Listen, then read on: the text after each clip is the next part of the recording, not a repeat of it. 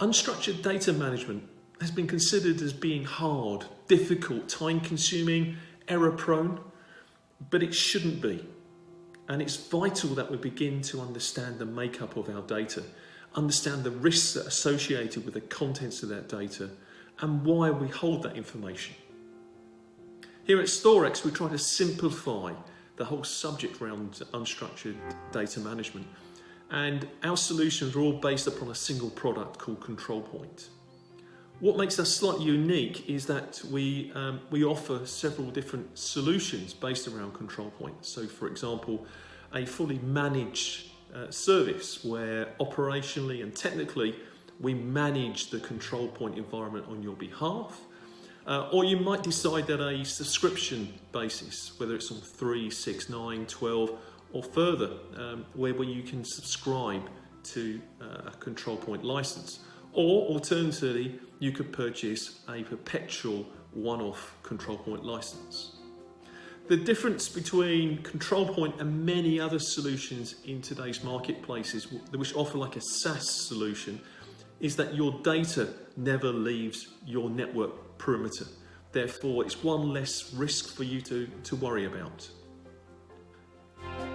Several weeks ago, I was really lucky in that I sat down with David Kemp. And for anybody who doesn't know, David has a vast amount of experience inside the whole data management arena. David's been both an end user, so where he's actually purchased a solution to assist with the whole data management strategy. He's worked for a software vendor that provides data management solutions, and currently he's an independent consultant working with both software vendors and end user customers to help them to develop their data management strategy. So I was very fortunate in that I had half an hour conversation with David where I posed David several questions really to find his insight or his vision of where he sees the whole subject of data management going forward, given today's economic and social pressures that we suddenly found ourselves all in.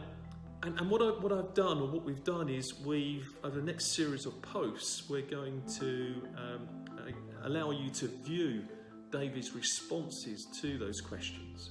And we would really appreciate your feedback, whether you agree, disagree, or you have a different view. We would really appreciate if you could share that with us, then we could share it with everybody else.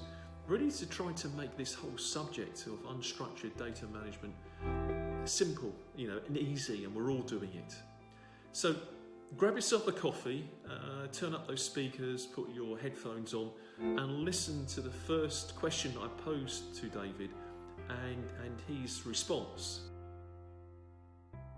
David, thanks for taking some time out of your schedule. Really appreciated, especially as the sun is shining outside, which is a rare occurrence these days in the UK. I've got a series of questions which I'd like to fire across to you, really just to get your view, your thoughts around this whole subject of data management. If we think about the kind of economic pressures that many businesses are facing at the moment, the changing political landscape globally, let alone the social impact the last 12 to 15 months has had upon all of us. So my first question is data management actually important, or is it just hype? And are organisations actually deploying solutions to enable them to manage their data? In relation to data lifecycle management, I don't think it could be more critical at this time. And if we take those three aspects, economic, political, and social climate, perhaps I can just address those. In terms of economics, of course, we have COVID impacting all our businesses. It's causing there to be a reconsideration of strategies. Some people could say this is a bad idea because we like operating as we are. In other instances, for example, it's showing up the limitations of the retail sector. But also impacting economics are other issues such as climate change, the new trading blocs being formed as a result of Brexit, and also market reorganization. As regards the retail sector, a particular problem thrown up by COVID has been to do with the whole data management, partly because of the low skills that are involved, partly to do with the debt requirements in order to encourage consumers at a time when furlough may well be limited or cut short. And thirdly, in terms of the fact that if you like, the high street as such has not really embraced the digital revolution. So you put those all together, and it means to say that this is a time of flux, a time of change, and where data lifecycle management from its initiation, its capture, and all the way through to its eventual deletion is very important. As regards politics, well, we obviously have Brexit, which is slowly taking shape, but also in parallel, let's think of the new Biden administration in the US, and also the new policy put forward in March of this year by the British Prime Minister in relation to our new foreign policy for the UK, which is very much an emphasis in relation to Asia Pacific, India, Australia, and Japan in particular. And that makes me think about the way data is managed. Do you remember back in the 1990s, if you like, one of the major drivers was outsourcing. Let's push everything out to India. It's extremely well-educated workforce, able to operate at very low levels of cost by comparison.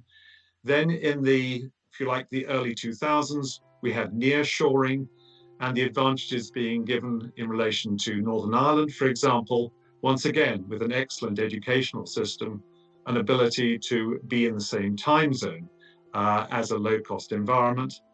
But would you think that possibly with the new foreign policy initiative, we might be going back to an offshoring environment? In each of these instances, it's a matter of actually looking at the data, seeing where it's being generated, how it's being handled, with complications that could arise because, of course, one's dealing with multinational data. So therefore, politics is an critical point, if you like, in relation to data lifecycle management. And the third aspect you ask about is the social climate. Well, if we think about GDPR, agreed, it came in May 2018. It was very much a harmonizing exercise, bringing together the national initiatives onto a common platform. And indeed, even non-EU countries such as Norway and the UK were very much copying across the standards of GDPR. So that's an important, if you like, realization of the gravity of the issue of data management and of the privacy of data. But isn't it also interesting that at the same time we have, on the one hand, a requirement to use TikTok or Facebook and other facilities in order to spread information, and at the same time, as a private individual, I also want to have some kind of control. But I think overarching all this, only recently in March of 2021, the European Commission is launching its new digital initiative, creating a digital compass, as it calls it, by 2030, setting the focus on delivery and constant commitment towards common digital goals. Well, that isn't just simply a matter of increasing the mobility of traffic and the access to various 4, 5G or whatever 6G in relation to telephony. It's also to do with the fact that there should be more control from the center and regulation of data, but also more capability of the private individual to handle his information. So whichever way you want it, this is a material move by the European government.